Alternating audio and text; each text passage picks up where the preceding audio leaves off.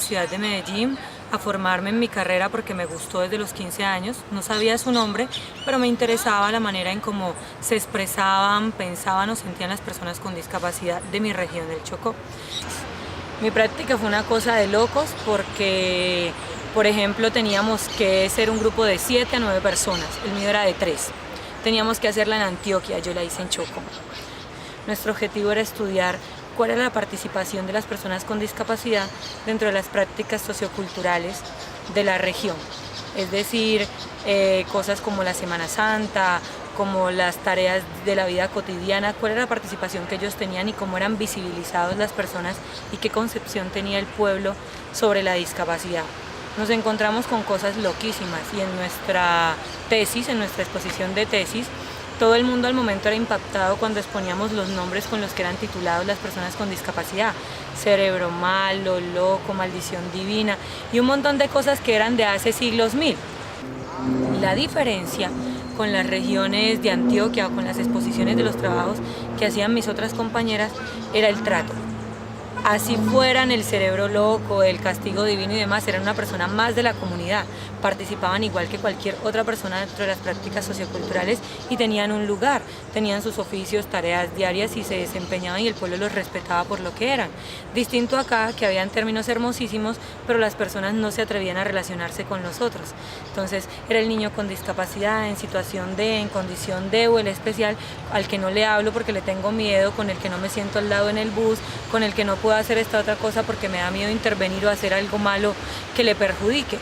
Mientras que allá simplemente era natural verlo pescar, verlo trabajar la madera, verlo cuidar los niños, verlo acompañar a la mamá a ciertas tareas o verlo en la calle haciendo sus actividades de venta. Era muy particular y todo el mundo quedaba asombrado y esto nos llevaba a la reflexión de qué tanto importa el cómo lo menciones si al final es cómo lo tratas y cómo se siente. Bueno, llegué a la ciudad de Inírida para trabajar en el cargo de coordinadora departamental de necesidades educativas especiales en el segundo semestre del 2011. Cuando llego a esta ciudad me encuentro con una ciudad muy hermosa, llena de personas indígenas, mestizas y afros, un pueblo muy limpio, muy organizado, muy pequeño, con ciertas particularidades como que no hay carreteras, solo puedes llegar en avión y si te vas por río son 15 días a cualquier destino del que puedas salir. Entonces llegué al cargo de la Secretaría de Educación, trabajo para el área de cobertura educativa de la misma, consultando cuál era el trabajo que se venía desarrollando antes de mi llegada, cuál era ese proceso y con muchísimas ganas de leer acerca de esos proyectos que tenía la misma Secretaría. Pues resultó que solamente encontré una carpeta con un listado de niños en donde no se especificaba absolutamente ningún tipo de trabajo. Un recurso de 8 millones de pesos, ninguna persona a quien dirigir, ningún recurso que manejar y un montón de cosas por hacer. Me encuentro con que entonces el Ministerio de Educación Nacional fue en 2007 y formaron una resolución. En esta resolución se decía que cada institución educativa se iba a encargar de una discapacidad distinta. En este preciso momento que me cuentan eso, se forma una discusión incluso pasada de tono entre rectores porque un rector le dice al otro, es que yo no pienso recibir esos niños bobitos ni de chiste. Yo ya los eché de mi colegio, ya los saqué de mi colegio y no las voy a volver a recibir porque eso me causa deserción. Les dije que las cosas iban a cambiar, les presenté el decreto 366, pero les dije yo no voy a llegar a imponer el decreto. Yo quiero dialogar con cada uno, conocer su grupo de docentes, conocer la población que me reporta el sistema que tiene discapacidad y mirar qué cosas podríamos hacer desde el recurso, la capacidad de tiempo y las posibilidades del contexto para que armemos un plan de trabajo con cada uno. Para el 2013, entonces, la unidad ya se consolida como un proyecto, donde también se vuelve un proyecto de construcción, un espacio físico idóneo para el trabajo con la población con discapacidad que está vinculada a la institución educativa. Además inició toda la localización y caracterización de las personas sordas que no tienen ninguna oportunidad educativa en el momento. Este trabajo lo inició en el primer semestre del año, pero ya lo venía tratando de recopilar en 2012. Lo que pasa es que era muy difícil acceder a las familias, porque son familias indígenas de distintas etnias y cada quien pues tiene un pensamiento frente a cómo charlar acerca de su vida familiar y de su hijo. En la insistencia, en 2013 me permiten ese primer acercamiento, entonces hago una localización de alrededor de 14 personas sordas sin ninguna oportunidad educativa en Inírida, de lo que nos planteamos a 2012 a 2014, en qué hemos avanzado y cómo hemos llegado a tener la primera aula para sordos netamente indígena del país.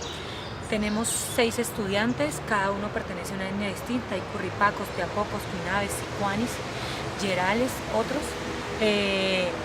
Y cómo entonces empezamos a dialogar con las familias y les empieza a interesar a las familias los resultados que ven en sus hijos.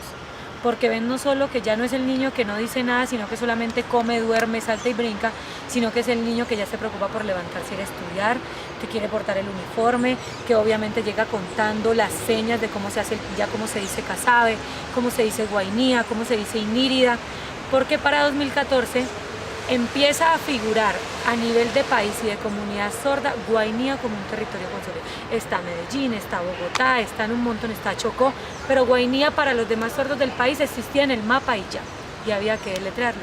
Los niños sordos del aula empiezan a pensar en cómo harían Guainía, y resulta que fijándose en el mapa simplemente empiezan a hacer esto. Guainía es la colita del otro lado del mapa, que está antes de la de Amazonas. Ser egresada de la Universidad de Antioquia para mí es un sueño desde los 15 años y empezarme a formar en ella era descubrir cada vez más la diversidad. Cuando yo me encuentro con una docente como Mónica Murillo, yo digo, estoy en la universidad que es, en la que respeta a la persona por el hecho de ser persona, pero valora su conocimiento y su habilidad para ser líder y para trabajar en contexto. Porque si aparentemente desde mi trabajo por lo que lucho es por la inclusión y por el respeto con el otro, estuvo en el lugar indicado que respeta precisamente ese ser de cada uno y ¿cómo diría yo? Como que lo enaltece como es.